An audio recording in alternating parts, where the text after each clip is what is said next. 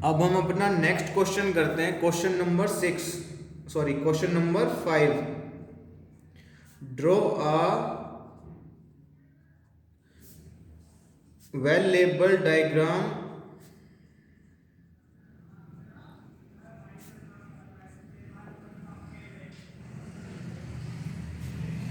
Of human respiratory system.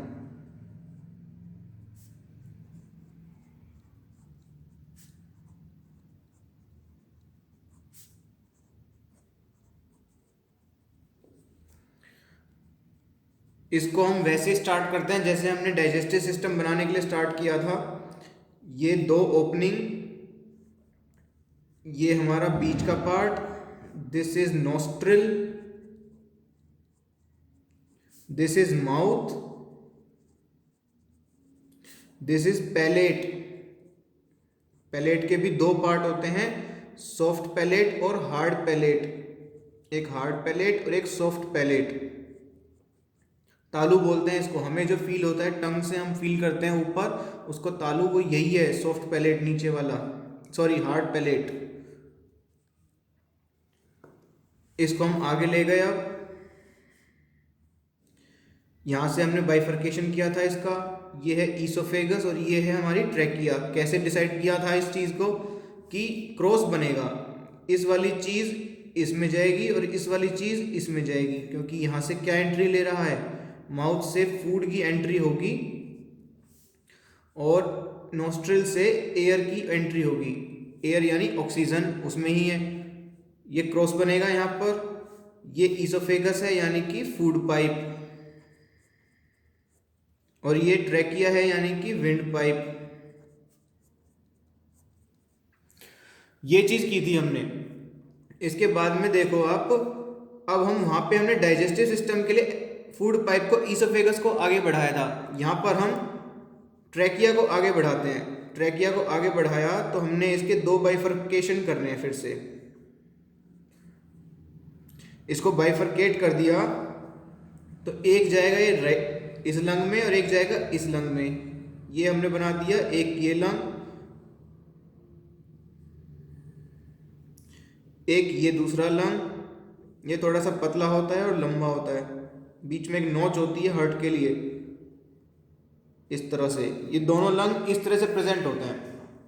अब आप इसमें एक चीज देखो, ये वाला आपको थोड़ा सा शॉर्ट और ब्रॉड दिख रहा है। This is short and broad, means थोड़ा चौड़ा है, वाइड है, और थोड़ा शॉर्ट है। थोड़ा चौड़ा है, यहां से ऐसे चौड़ा हुआ है, और थोड़ा सा यहां से ऐसे शॉर्ट है। But this is totally opposite, this is long and narrow,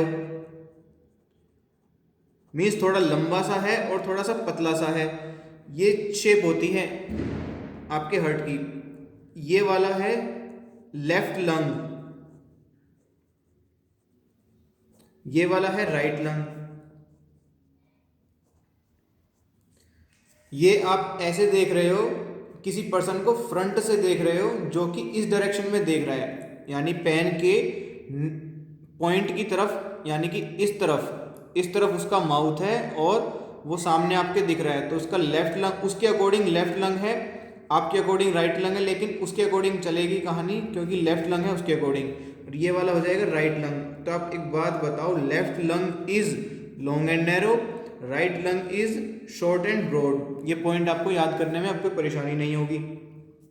अब देखो, ये जो ट्रैकिया है ना, ये आगे भी डिवाइड करती है। ये इस तरह से इसके बाइफर्केशन होंगे, मतलब जैसे ट्री ब्रांचेस होती है ना, जैसे ये मेन ब्रांच है और फिर उसके और ब्रांचेस हो गए और उसके भी फिर और ब्रांचेस हो गए। इस तरह से काम करती है। जैसे ट्री ब्रांचेस होती है ना, एक ब्रांच है मेन ब्रांच, उसके बाद में उस ब्रांच से भी कई सारी ब्रांचेस निकलती हैं, उसके बाद में उन ब्रांचेस से भी कई छोटी छोटी ब्रांचेस निकलती हैं। इस तरह का सिस्टम है। जैसे आप किसी गुफा में जाओ तो एक बड़ी गुफा से एंटर करोगे तो वहां से 3 रास्ते हैं, फिर आपने सबसे राइट वाला ले लिया, उसमें जाओगे, एंटर करोगे कुछ टाइम के बाद में, फिर वहां पे भी 3 रास्ते छट रहे हैं। इस तरह से है, आगे भी छटते जाएंगे, आगे भी छटते जाएंगे, इस तरह से छट रहे हैं रास्ते। अब इसको अब 3 बाइफर्केशन करो इसके, ये रे, ऐसे फिर इसके करो, ऐसे फिर इसके करो, ऐसे ही फिर इसके करो, इस तरह से जाता जाता है और काफ़ी अंदर तक काफ़ी ब्रांचेस जाती हैं। ये हो गया आपका लार्ज ब्रोंकाई। फिर ये जिनमें ब्रेक करता है, जैसे कि ये 1 2 3, उसके बाद में फिर ये 1 2 3, तो ये वाले हो गए आपके स्मॉल ब्रोंकाई। और उसके बाद में ये सारे के सारे जो छोटे छोटे हैं, मीन्स अब देखो ये वाला भी बाइफरकेट करेगा, उसके बाद में ये वाला भी बाइफरकेट करेगा, पर रहेगा लंग्स के अंदर ही। ये वाला भी बाइफरकेट करेगा, मीन्स ये वाला भी आगे टूटेगा, ये वाला भी आगे टूटेगा, फिर इसके भी आगे टूटेंगे। आप समझ पा रहे हो?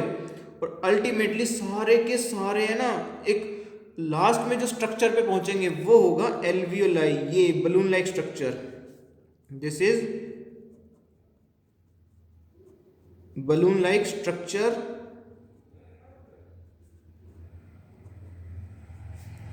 called alveoli. This is alveoli and this is the site for gaseous exchange in lungs. ऐसे इस लंग में भी है, सेम इस तरह से रास्ता टूटता जाएगा, रास्ता टूटता जाएगा। तो ये जो चीज़ है ना, यहाँ से यहाँ तक, मीन्स ये जो चीज़ है इनको बोलते हैं ब्रोंकियोल्स। ब्रोंकियोल्स मतलब एक ये बड़ा रास्ता था ट्रैकिया, उसके बाद 2 टूटे इसके, एक लेफ्ट छोटी ट्रैकिया कह दो, left trachea, right trachea, but more accurate word है लार्ज ब्रोंकाई। एक ये वाला ब्रोंकाई और एक ये वाली लार्ज ब्रोंकाई। फिर लार्ज ब्रोंकाई टूटेंगे लंग्स में आकर के स्मॉल ब्रोंकाई में, उसके बाद ब्रोंकाई टूटेंगे ब्रोंकियोल्स में। उन रास्तों का नाम है एक तरह से ब्रोंकियोल्स, और अल्टीमेटली ब्रोंकियोल्स टर्मिनेट होते हैं बलून लाइक स्ट्रक्चर में। मीन्स ये जो टूट रहा है ना रास्ता, ये भी आगे सारे मिलकर के बलून लाइक स्ट्रक्चर बनाएंगे, बलून लाइक स्ट्रक्चर सारे के सारे। तो ये होती है respiratory system, human respiratory system, और लंग्स के अंदर आपको ये बनाना है डायग्राम। इसमें आपको यहाँ पे लिख देना है एल्वियोलाई में कि site for gaseous exchange, site for gaseous exchange. कौन सी गैसेस एक्सचेंज होगी यहाँ पे? O2 and CO2, site of exchange of O2 and CO2, site of exchange of gases. अच्छा, एक चीज और मैं बताऊं आपको, डायफ्राम इस तरह से होता है। यहाँ पर ये डायफ्राम है, आप जानते हो लंग्स स्पंजी होते हैं, लंग्स मस्कुलर नहीं होते। एक पॉइंट मैं बता देता हूं, नोट करके लिखो आप यहाँ पर, lungs are non muscular, lungs muscular नहीं होते, एक पॉइंट। तो फिर लंग्स कैसे होते हैं? Lungs are spongy. आपने स्पंज देखा है कोई? आपने टीवी में ऐड तो जरूर देखी होगी कि 2 आपको लंग्स दिखाते हैं, एक होता है जो सिगरेट स्मोकिंग करता है, एक जो नॉर्मल होता है हेल्दी पर्सन।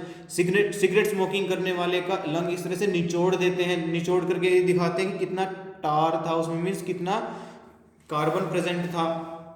लंग्स सेम उसी तरह से स्पंज की तरह होते हैं, आप निचोड़ सकते हो उसको।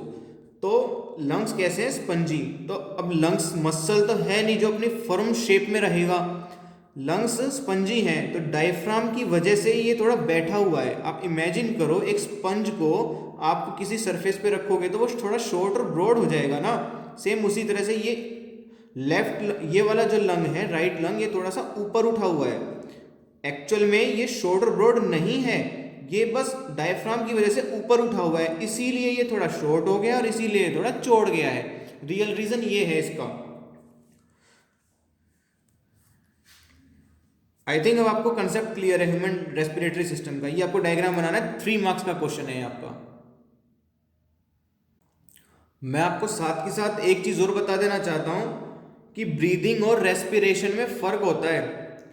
ब्रीदिंग टर्म यूज होती है सांस लेने और छोड़ने से संबंधित, मीन्स व्हेन वी इनहेल और एक्सहेल, मीन्स ब्रीदिंग के 2 पार्ट हो गए, एक सांस अंदर लेना इनहेलेशन, एक सांस को छोड़ना एक्सहेलेशन।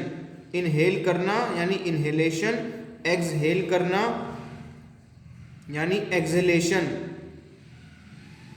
Inhalation exhalation. ये सांस अंदर लेना है, सांस छोड़ना। तो रेस्पिरेशन क्या है? रेस्पिरेशन वर्ड यूज होता है ब्रेकडाउन ऑफ ग्लूकोज के लिए। मीन्स जो अब डाइजेस्टिव सिस्टम में भोजन टूटा है ग्लूकोज की फॉर्म में, अब वो ब्लड पहुंचा देगा ना उसको, ग्लूकोज को सेल टू सेल। तो अब सेल के अंदर देखो, सेल के अंदर ये ग्लूकोज प्रेजेंट है जी, ये सेल है आपकी, इस सेल में ग्लूकोज प्रेजेंट है। अब ब्रीदिंग से आपने ऑक्सीजन मिला दी, ब्रीदिंग से ऑक्सीजन आ गई, यानी कि देखो आपका ये, इधर ध्यान दो, ब्रीदिंग एयर आपने इनहेल करी, मीन्स ब्रीद कर रहे हो आप, इनहेल करी तो ऑक्सीजन कहाँ आई, यहाँ पर एल्वियोलाई में आ गई। अब एल्वियोलाई में आने के बाद आपकी ये स्ट्रक्चर होती है, मैं शॉर्ट में समझा देता हूँ क्योंकि दूसरे क्वेश्चन का पार्ट है, शॉर्ट में समझ लो। ये एल्वियोलाई है, एल्वियोलाई है, ये ब्लड कैपिलरी है।